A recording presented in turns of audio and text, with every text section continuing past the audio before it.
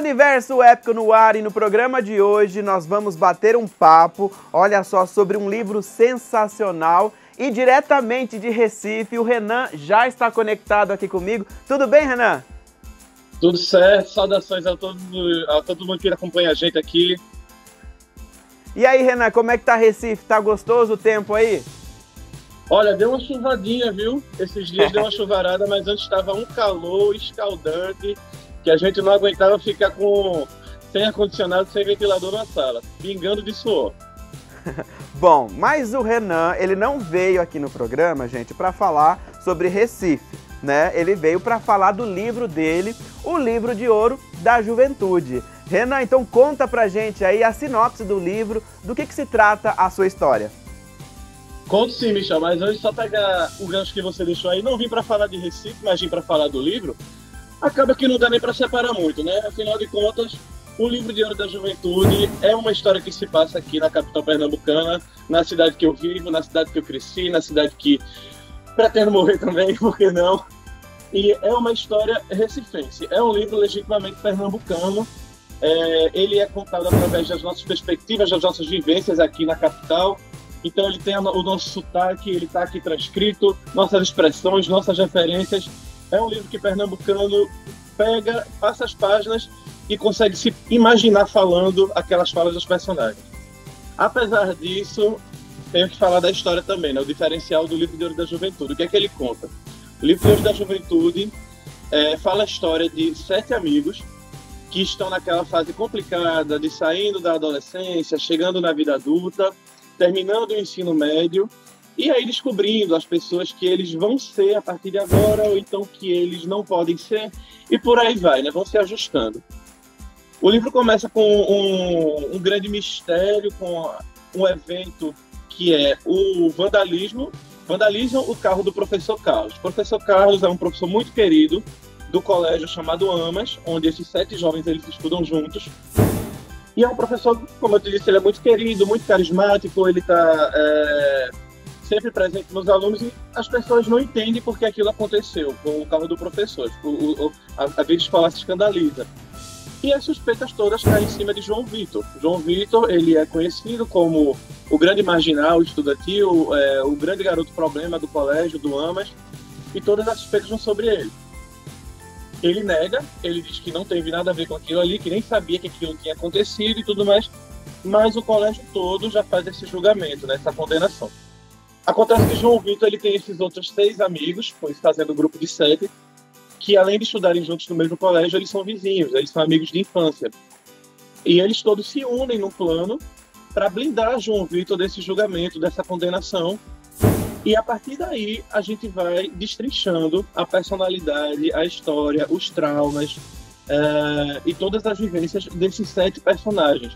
Então o livro ele se propõe dar um mergulho muito profundo nessas 7 pessoas aí que são completamente diferentes entre si, que no colégio eles ocupam estereótipos praticamente inconciliáveis. Então a gente tem a Liliana, que é uma menina evangélica, super recatada. A gente tem o Bernardo, que é um esportista popular, bonitão. A gente tem o Thiago, que é o presidente do Grêmio, que está sempre lá envolvido nas militâncias.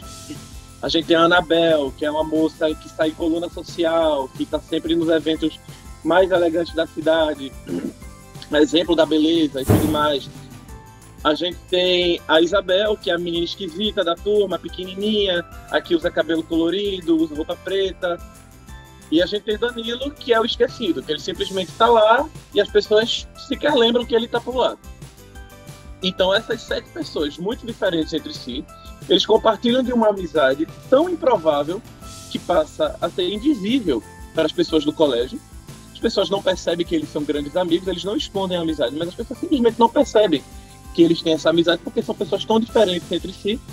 E a partir desse conflito que envolve o João Vitor, que é um deles, eles se reúnem em torno desse plano e, como eu te disse, a gente vai destrinchando cada vivência dessas pessoas e aí vai descobrindo os segredos e aí coisa de deixar olhos arregalados, os cabelos em pés. E é frenética, narrativa frenética e muita coisa acontecendo. É um livro grosso, então muita coisa sempre acontecendo. E a gente sempre mergulhando cada vez mais nesses personagens que ao mesmo tempo que são adoráveis, também são reprováveis moralmente. Olha só, normalmente a gente vê livros, histórias com 2, 3 personagens, né? Mas 7, né? Você foi ousado e acredito que não deve ter sido fácil, né? Porque você elaborar as características e contar a história de cada personagem, né? Michel, eu prometi pra mim mesmo que eu nunca mais repeti essa loucura na minha vida. É o meu primeiro romance.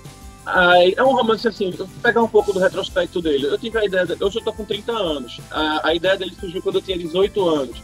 Então foram mais de 10 anos naquela de faço, não faço, faço, não faço. Esse é o meu projeto de pandemia. Quando o mundo fechou, né, o mundo ficou daquele jeito esquisito que a gente viveu em 2020, eu me deparei sem nada para fazer. Eu sou estudante, sou universitário, então eu não tive mais aula. E aí eu desengavetei a história. E dessa vez avancei, né? Concluí, tá aqui, feito, tá aqui no mundo real. E realmente era cansativo, exaustivo, você pegar aqueles personagens e traçar, como eu te disse, são personagens muito diferentes, e traçar uma linha que unisse todas aquelas histórias entre eles, histórias que aconteciam às vezes em tempo paralelo, e para que a história toda fosse coerente, para não perder o fio da meada, para que a narrativa se mantivesse no mesmo ritmo. Cansativo, exaustivo, o resultado, um livro de 450 páginas e a promessa aqui desse autor de que nos próximos eu vou pegar leve. Ô Renan, e aí foi um projeto de mais ou menos quanto tempo, né? De você esboçar, fazer ali o boneco do livro, até chegar aí nesse produto final? Então, como eu te disse, em 2009 eu tive a ideia do Livro de Ouro da Juventude.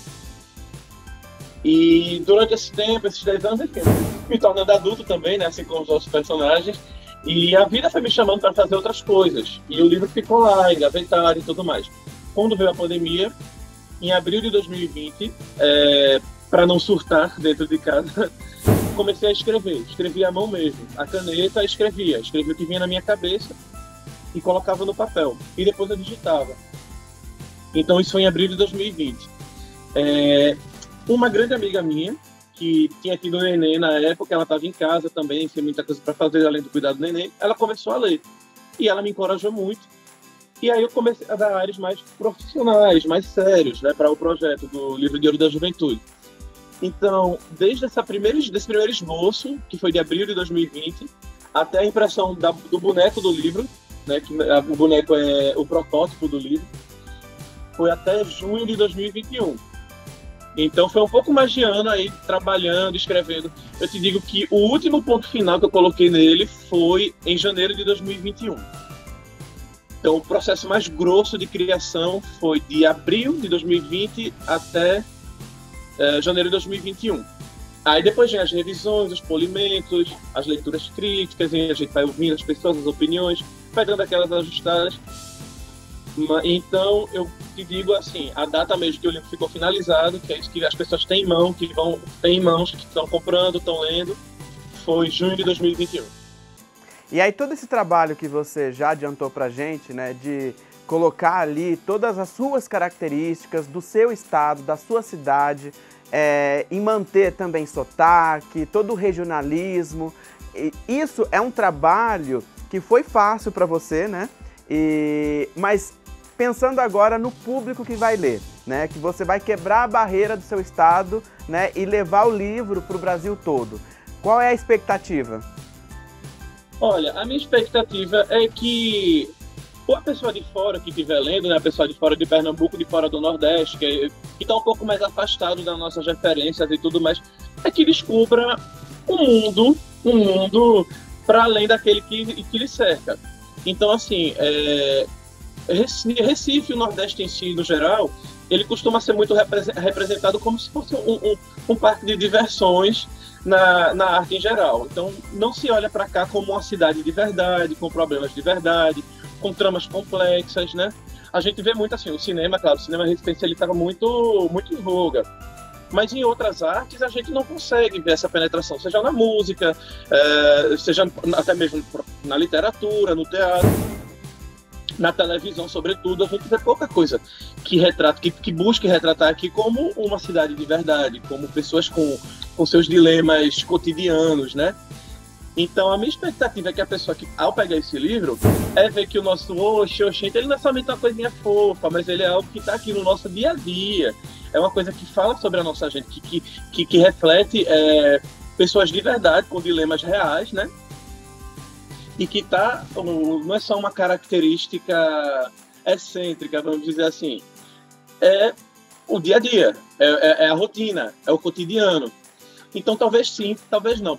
Digo com certeza que vai ter esse estranhamento de pegar um livro e a gente vê umas flexões verbais que não costuma se ter. A gente usa muito tu, tu fosse, tu fizesse. Isso tudo é do nosso regionalismo. E isso daqui está tudo impresso aqui. A pessoa pode até olhar e achar, nossa, isso é o quê? Isso é um erro gramatical? Essas entonações cantadas que a gente fala de forma muito cantada também, talvez a pessoa leia e fique, poxa, essa frase aqui parece que não faz sentido, mas na nossa rotina, no nosso cotidiano daqui faz sentido. Então a minha grande expectativa é essa, é de levar uma outra vivência cotidiana, né, para pessoas que têm outros sotaques, para pessoas que olham para a gente assim, de forma a não a diminuir, pelo amor de Deus, não é isso, mas de achar uma coisa exótica. Mas não, eu quero naturalizar isso, eu quero mostrar, olha, é o seguinte, 1/3 do país vive, fala, se comporta e tem essas referências. Então, vem ver como é legal, vem ver como também funciona e tal. Não é somente o lugar que a galera vai passar férias e dar um mergulho na praia quentinha, não. É a galera que tem uns problemas, assim, a galera que reclama de trânsito também, é uma galera que pega ônibus, sabe? Eu quero transportar a rotina de Recife enquanto cidade de verdade para o mundo da arte. Renan, e as críticas? Como é que você está lidando com elas? Olha, então, até agora ninguém teve coragem de falar mal dele pra mim, não. Eu adoraria que alguém tivesse essa coragem de chegar e dizer, caramba, Renan, esse livro aí tá meio assim, tá meio estranho, né, e tal. Então, não, de verdade, todo mundo só tem falado coisas boas, todo mundo fica muito surpreso, eu fico muito feliz, eu recebo com muito carinho esses elogios de que o livro surpreende, o livro choca. Na verdade, o livro ele tem uma grande vocação a ser chocante, a chocar, porque são muitas as reviravoltas que acontecem, né, e tudo mais. As pessoas não estão esperando. As pessoas talvez esperam, quando pegam um livro, de ser um romance que conte sobre a juventude e tudo mais, então seja uma coisa mais doce, etc. E eu digo, gente, olha, o Livro de Ouro da Juventude, ele é um livro sobre adolescentes para adultos.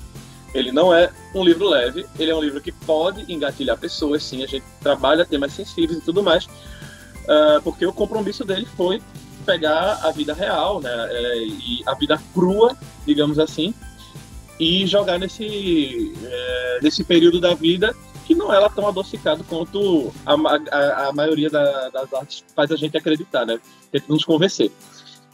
Mas então, só pegando o gancho, só continuando, a grande opinião é que, de fato, é um livro que lhe tira da zona de conforto, que lhe provoca, que tem um potencial ofensivo muito grande também, que você tem que estar lendo ele, tem que pensar, caramba, será que isso não está falando de mim? Mas será que eu preciso me ofender? Porque é um livro que brinca muito com estereótipos, né? E assim, cá entre nós, eu não poupo ninguém. a língua é um chicote. Então, o livro ele também não poupa ninguém, tá? Ele atira para todo que é lado. Porque a arte é isso, né? A arte ela tem que ser provocadora, ela tem que ser transgressora.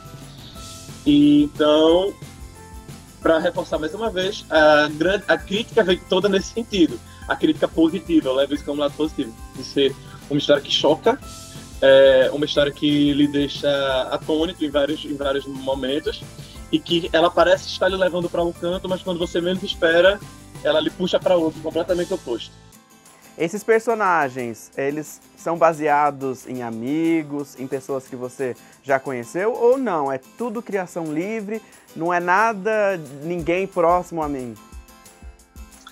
Michel, eu preciso te dizer uma coisa. Eu acho assim, sabe, que nenhum artista que trabalhe com criação, né, seja autor, roteirista, diretor de filmes, enfim, eu acho que ninguém tira do nada tudo que cria.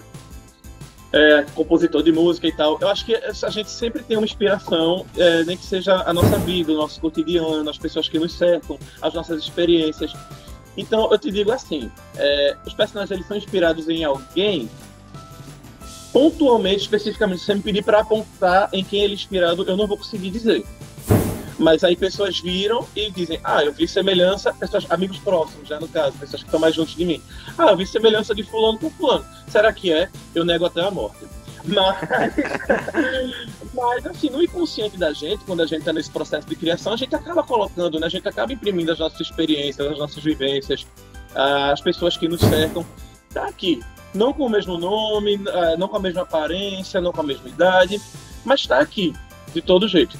Então, para dar uma resposta sucinta não consigo apontar em quem eu me inspirei, mas que tem inspiração aqui de pessoas que me cercam, pode apostar que sim. É um livro único, é uma trilogia, é uma saga? Não, pelo amor de Deus, as histórias dos 7 personagens acabam aqui. Como é que vai ser? Você acabou de responder. Não, pelo amor de Deus. A história está concluída. Está concluída. Quem vai pegar esse livro é grande assim mesmo por conta disso. Vai pegar ele do começo até o final. E uma coisa que falam muito, né, que me deixa muito feliz também, não, Renan, você tem que escrever mais, eu quero saber o que acontece com eles e tal, quando eles estão adultos, etc. Eu quero ver. Eu falei, gente, quem quiser fazer as fanfics, que fique à vontade. A história está terminada aqui, ó. Aqui eu terminei, entrei na Rua 14, saí da Rua 14, a Rua 14 é onde se passa o livro. Inclusive, quando for falar das minhas redes sociais, vai chegar na Rua 14 de novo. Tá na Rua 14, tá no Amas, entrei neles, vivi com os personagens e eu saí. Os personagens deles são realmente muito carismáticos, porque eles são muito verdadeiros, eles são muito imperfeitos. A imperfeição gera essa comoção. Então as pessoas elas ficam com aquela sede de eu quero saber o que aconteceu mais com fulano. Poxa, essa conclusão aqui parece que deixou ponta solta. Eu digo, gente, volta direitinho assim, eu acho que não deixou ponta solta não. Não, mas é porque eu queria ver mais. Queria ver mais aventuras. Eu digo, olha, fique à vontade. Eu deixo, você tem a minha bênção. Mas a história deles aqui, a da Rua 14 e a do Amas, está confinada nesse livro, não vai ter continuação, tá? Não vai ter prólogo dele, não vai ter trilogia, não vamos voltar, tá concluído aqui. Então quem quiser pegar uma história com começo, meio e fim, invista no livro de Ouro da Juventude, que dá sucesso. Não precisa esperar daqui a 3 anos o autor fazer a continuação, não vai ter. A história tá toda aqui e vai lhe contemplar toda nesse volume único aqui. Mas se você pudesse hoje escolher um personagem do qual você criou, né, para tirar ele do livro de ouro da juventude e seguir com ele. Bom, agora eu vou trabalhar com esse personagem, vou criar uma nova história para ele, um novo livro, um novo enredo. Qual você escolheria? E por quê, né? Ai, que complicado. Nossa, chega a me arrepiar com uma pergunta dessa. Porque todos têm essas camadas, todos eles são muito profundos, todos eles demandaram muita entrega minha para essa construção. Eu não consigo te apontar. Quando uma pessoa me diz, eu terminei de ler, eu sempre pergunto, faça o seu top 7. Me diga do seu favorito ao menos favorito. E eu não consigo dar esse top 7, porque eu consigo apontar as qualidades e defeitos deles. Mas vou tentar responder essa tua pergunta, para no seu chat dizer, olha, pelo desfecho, tá, que está aqui no livro, eu acho que quem daria um bom epílogo seria a Liliana. A Liliana é a moça evangélica. Acho que ela daria um bom epílogo, assim, pelo lugar que a vida levou ela, né, e tudo mais, pelo desfecho que acontece, acredito que ela daria um bom epílogo. Tem chance de vir esse livro ou não? Você já está pensando em outra história, em outro livro? Não tem chances, desculpa pessoal. Não tem chance, tá? Só se tivesse, como esse aqui é um livro independente, né? De repente alguma editora compra, fica interessado, e aí começar a forçar muito, a gente pode pensar em algo. Mas confesso a você que no momento não tem chance. Eu já tenho 2 histórias aqui engatilhadas, que eu já estou montando o esqueleto, tô doido para começar a escrever, tô numa falta de escrever que tu não imagina. E quero logo realizar. Não vai ser um livro tão grosso quanto esse, não vai ser do mesmo gênero, não vai ser um coming of age, não vai ser um drama. Tô querendo escrever tem duas histórias que eu quero escrever. Uma é que eu tive a ideia mais recente, que é que eu tô querendo realizar logo, que eu quero fazer um livro bem fininho, de ler em uma tarde. É uma história de terror. E outro que eu quero fazer aí também, esse eu quero dar mais robustos, quero dar mais camadas. Tem um trabalho similar que eu fiz no livro da juventude, que é um romance policial. Sensacional. Diferente da sua escrita, né? Do livro de ouro. Muito diferente o gênero. Isso, bem diferente. Eu enjoo também, né? Acho que a gente fica fazendo uma coisa só, acaba enjoando, acaba ficando previsível demais. Então, o livro de ouro da juventude, ele é um coming of age. Vou tentar explicar aí para o pessoal que não seja familiar com o termo. O coming of age, ele conta a história do amadurecimento de personagens, né? Personagens que estão nessa fase que eu te disse, a transição da adolescência para a vida adulta, e mostrando como o mundo vai se reorganizando, as prioridades vão se realinhando enquanto eles vão crescendo. Exemplos de coming of age, né? Bukowski, que é o pai do coming of age, praticamente, né? Daqui do Ocidente, mas aqui no Brasil. Dom Casmurro é um grande coming of age. O livro acompanha o amadurecimento de Bentinho e de Capitu. No cinema, Clube dos Cinco foi a grande inspiração para a construção do livro de ouro da juventude. Cinema nacional, a gente tem aquele filme Hoje Eu Quero Voltar Sozinho. A gente tem Cidade de Deus, é um coming of age, a gente vê o amadurecimento de Buscapé e de Dadinho. A gente acha que é um filme de crítica social, mas eu digo, não, gente, isso é um filme de coming of age. A gente está vendo dois adolescentes crescendo.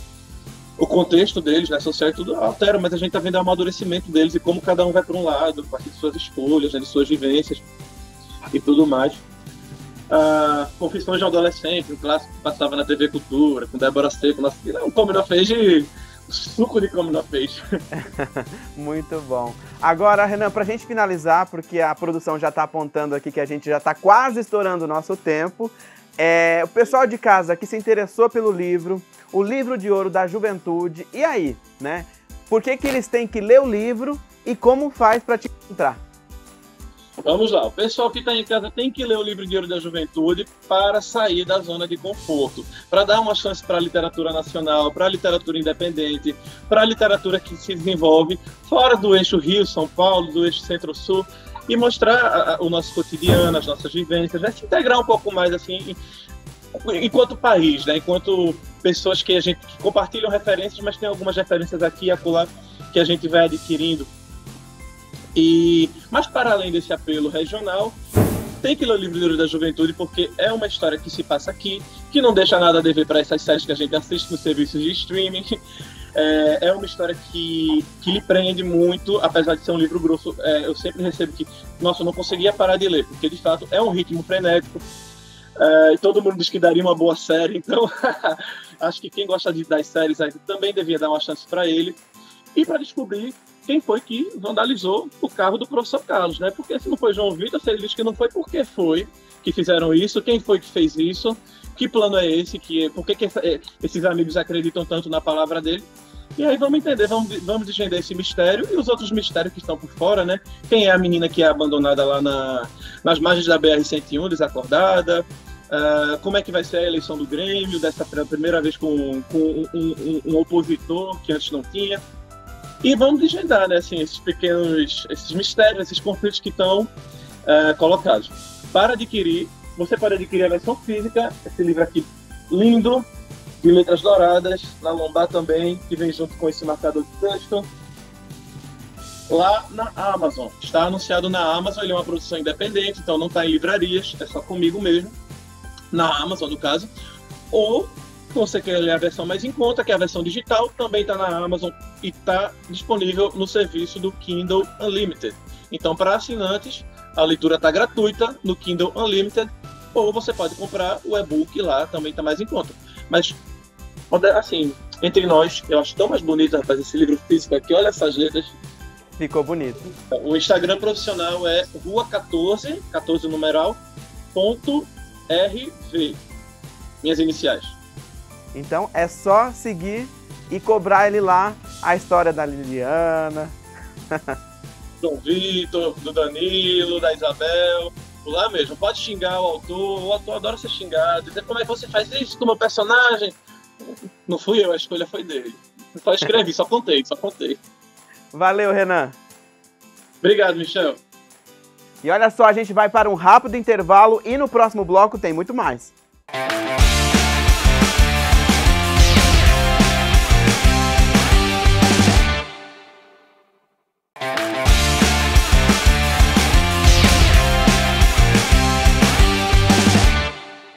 Estamos de volta, segundo bloco do Universo Épico. E agora, gente, continuamos aqui a falar sobre história, sobre livro. E vamos para Brasília. Então, de Recife, como no bloco anterior, a gente vai para Brasília com Pedro, que, olha, já está conectado aqui comigo. Tudo bem, Pedro? Oi, tudo? Como é que vocês estão? Tudo jóia, Pedro. Pedro, conta pra gente aí, nós vamos falar sobre o seu livro. Ah, sim. Minha história, o nome dela é Depois das Supernovas, o Novo Continente. Essa história, eu passei um bom tempo pensando nela, pois eu estava tentando pensar como eu poderia falar sobre o ódio e a ganância humana em um período após uma Terceira Guerra Mundial. E eu fiquei curioso, porque foi na mesma época que eu estava estudando a história das guerras do mundo. E eu parei para pensar, qual seria o único lugar que provavelmente não seria afetado pelas guerras diretamente? No caso, seria a América do Sul. Então, ó, perfeito, Brasil. Então, comecei a botar a história para fluir. E após essa Terceira Guerra Mundial, o continente sul-americano, eles cortaram ligações com o Panamá e com o resto do mundo para se isolar dessa grande guerra de radiação que estava tendo em volta do mundo todo. Então, após 200 anos, é onde começa a história, que ela se passa como o mundo foi influenciado após 200 anos de radiação e 200 anos que a população sul-americana ficou isolado dessa radiação. Até por isso que o nome do livro é O Novo Continente. Por quê? Porque a América Central e a América do Norte se tornaram algo completamente diferente, com novas raças e novos monstros. Bem diferente. E aí você se inspirou nessa história, então, basicamente nas histórias de guerra, mas se você pegar ali um livro, uma história ficcional mesmo, né, tirando a realidade das guerras, né, você teve qual inspiração? Exatamente, eu me inspirei em Harry Potter, na verdade, porque apesar de se passar em um período pós-guerra, o Supernova se encaixa basicamente em uma fantasia, porque o mundo mudou em 200 anos. Ele não é uma zona de guerra. Ele é um mundo completamente fantasioso. E é por isso que eu acho incrível, porque eu pude, sabe, mexer em todas essas culturas, em todas as aparências das criaturas, porque o mundo muda em 200 anos. E eu acho isso incrível, porque a gente pode ver que é uma realidade completamente diferente, mas como é 200 anos, não está tão longe da nossa realidade. Até que uma coisa que eu gostaria de mostrar aqui é o mapa no caso da América Latina, que eles mudaram de nome para se tornar uma grande monarquia para poder sobreviver, e eles se tornaram a Monarquia Unida Sulista. Monarquia Sulista dá sim, Monarquia Sulista Unida. Sim, porque eles passaram a temer muito essas mudanças de 200 anos, porque em expedições os próprios exploradores não voltaram. Então eles passaram a temer muito essas novas raças, porque o que mantém o ser humano no conforto é saber que ele está no topo da cadeia alimentar. Mas e se isso, do nada, acaba não sendo mais uma realidade? Como ele vai sobreviver? Por isso que eles se uniram e agora eles querem fazer de tudo para tentar se manter no topo. O que foi mais difícil na sua história, né? No nosso entrevistado anterior, no bloco anterior, ele ousou e colocou ali 7 personagens, todos interligados, com suas histórias, e aí, com suas características, e você criou um universo completamente diferente e novo. Então, com criaturas, né, com uma sociedade. Então, esse foi o seu desafio? Sim, porque criar um mundo do zero realmente não é uma tarefa fácil. Até porque essa história eu trabalho nela há pelo menos 5 anos. é muita coisa para colocar na cabeça. Como você mesmo comentou, 7 personagens interligados. Aqui, eu também quis fazer isso de que todo mundo está interligado. Mas não só os personagens principais, como até as pessoas do dia a dia. Como, por exemplo, eu vou pegar aqui mais uma ilustração. Aparece em uma certa hora um policial que ele só faz a aparição em 1 a 2 capítulos, só que ele é um policial, ele é um capitão. Ele está lá todos os dias para proteger as pessoas ou para brigar contra bandidos. Então ele é uma pessoa importante, ele influencia o mundo, ele influencia o universo. Então por que eu ia só colocar em um capítulo e descartar? Não, essa pessoa faz a sua influência no mundo. E por isso que alguns personagens assim, eles ganham o próprio momento de destaque, apesar de não ser um personagem importante, entre aspas, porque todo mundo é importante nesse universo. Até que é uma frase que eu gosto de falar muito. Ninguém é descartável, todo mundo faz jus ao seu nome. Se qualquer pessoa morrer, muitos vão dizer que, vida que segue, o mundo não para de rodar. Só que isso é mentira. Essa pessoa vai influenciar a sua roda de amigos, a sua família, o comércio local. Então, falar que qualquer um pode ser descartado realmente seria um erro. E as ilustrações, né? Quem é o responsável por elas? Eu tenho que dar todo o mérito pro meu irmão. E o meu irmão, ele fez todas as ilustrações, fez a capa e a contracapa. E até um pôster que eu mando para as pessoas que comprarem a edição física comigo. Olha. E aí você fez a direção, você foi dando toda a orientação de como seria esse universo ou deixou ele livre para criar? Então, eu pedi para ele fazer coisas de um jeito e ele quis fazer do jeito dele, mas ele é o ilustrador, aí eu tive que adaptar, então depois. Mas teve alguma coisa interessante que você falou, essa ideia aqui foi legal, dá para aproveitar na história? Sim, ele também fez os mapas, ele fez alguns desenhos de monstros marinhos. E eu acabei implementando um grande monstro desses no livro, e ele acaba virando uma chave principal para um plot que vai vir a ser importante no futuro. Bom, já que você falou de futuro, eu quero saber, né? É um livro único? É uma trilogia? É uma saga? O que vai ser esse livro? Assim, a minha ideia enquanto eu estou com essa editora, vai ser um livro só. Mas eu procuro lançar, publicar independente ou com outra editora. Eu quero separar esse livro em 2 partes, porque ele é um pouquinho grande. E depois disso, eu quero lançar mais 10 livros, no mínimo. 10 livros. E aí, para lançar esses livros, né? E já tem ali uma ideia, você já tem ali um rascunho? Sim, eu já tenho o rascunho de pelo menos 800 páginas. Eu só preciso revisar, escrever, corrigir. Mas já estão basicamente prontos. Explica pra gente, né? Pra gente ter 10 livros, 10 histórias, né? Então, como é que começa a guerra, né? Então, a gente tem ali o início dessa nova sociedade, dessa nova monarquia. E aí, aonde você quer chegar? É porque Supernova, eu acredito que o ponto principal de uma história, de um livro de fantasia, é realmente entregar o mundo, entregar os personagens e como eles influenciam no mundo. Só que o que eu quero passar com Supernova é passar a mensagem de que o ódio e a ganância humana nunca levam a lugar nenhum. Porque mesmo depois de uma terceira guerra mundial, o ser humano encontra um jeito novo de encontrar conflitos desnecessários. E eu quero contar histórias de como os personagens narrados, porque não é narrado só por uma pessoa, são vários narradores também, como os personagens influenciam o mundo e como eles vão tentar fazer dele um lugar melhor, sem tirar a essência da fantasia, porque é isso que queremos entregar. Não foi isso que Harry Potter fez? Apesar dele passar no mundo real, a J.K. Rowling não deixou de entregar o mundo mágico que ela sempre quis mostrar. E é isso que eu admiro muito.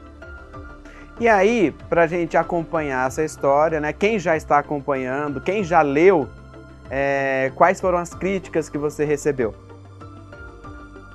A principal delas é que o livro é um pouquinho grande demais. Mas muita gente depois falou que isso, na verdade, foi um ponto positivo, porque é uma literatura muito pegajosa, porque é um mundo complexo, ele é cheio de curiosidades, cheio de ilustrações, Então o livro em si não vai perdendo a essência e nem o valor. Então isso é uma coisa que mantém divertido. Agora, críticas, né? Um pouco do lado político, porque o livro, como é uma guerra, ele aborda bastante política. E é um pouco complicado falar de política hoje em dia sem, né? Sem bater um pouquinho na parede. E isso foi um ponto que as pessoas quiseram muito comentar comigo. Tem alguma coisa que você mudaria nele? Ou acrescentaria, ou tiraria? Talvez eu, no caso, só pegaria o livro e separasse. Porque esse foi o único erro que eu acredito ter cometido. Porque, assim, de críticas, muitas assim, foram 5 anos bem complicados. Porque quando eu comecei a escrever história, assim, todo escritor quer uma base, quer alguns leitores, quer ouvir opiniões. E o problema que eu tive foi que eu não consegui nenhuma pessoa para ler durante 5 anos. Foram 5 anos bem desgastantes para mim. E por isso que eu tô tão feliz com esse lançamento, que, nossa, o livro foi bem abraçado de uma forma que eu não estava esperando. Eu fico muito feliz com isso e ouvi opiniões positivas, falando que o universo é bem escrito, bem diverso. Eu fico, nossa, dá um aperto aqui no coração muito bom, eu agradeço. Pedro, então vamos incentivar, né, o pessoal de casa, por que é que tem que ler o livro. Sim, por favor. Vamos ler, rapaz, que vocês não vão se arrepender. É uma história bem completa. Vocês ganham pôster, ganham marca-páginas. Só tem a ganhar daqui. É um mundo que é uma imersão, né, com criaturas novas, é uma fantasia de que o pessoal vai gostar. Vai, com certeza. E aí, pessoal de casa, então, como é que faz para encontrar você e o livro? Eles podem comprar. O livro está disponível na Amazon, depois das Supernovas, o Novo Continente, tanto em e-book e livro físico. Mas caso as pessoas queiram os bônus, que no caso é o pôster e o marca-página, eles podem entrar em contato comigo pelo Instagram, que é Pedro Reis, aquele underline autor. E que eu vou estar lá esperando, eu vou responder, eu vou conversar com todo mundo muito feliz, porque realmente discutir sobre uma história que você mesmo escreveu é realmente emocionante demais. Pedro, eu sei que o livro ainda está fresquinho, né? Acabou de sair, está recente, então, mas eu tenho que fazer essa pergunta, né? O próximo livro já sai quando? Já tem uma programação? Então, planejando, né? Mas eu acredito que possa vir na metade do ano que vem. Perfeito. Então, pessoal de casa, segue ele lá e fica cutucando. Vai sair quando o próximo livro? Fica lá incentivando ele, combinado? Muito obrigado pela participação aqui no Universo Épico. E lançou o próximo livro, já avisa a nossa produção e volta. Com certeza. Com certeza, eu quero muito voltar. Foi muito legal conversar com você. Valeu, Pedro. Um abraço e até a próxima, então. Abraço, tchau. Ponto final no Universo Épico e a gente volta na próxima semana. Tchau, tchau.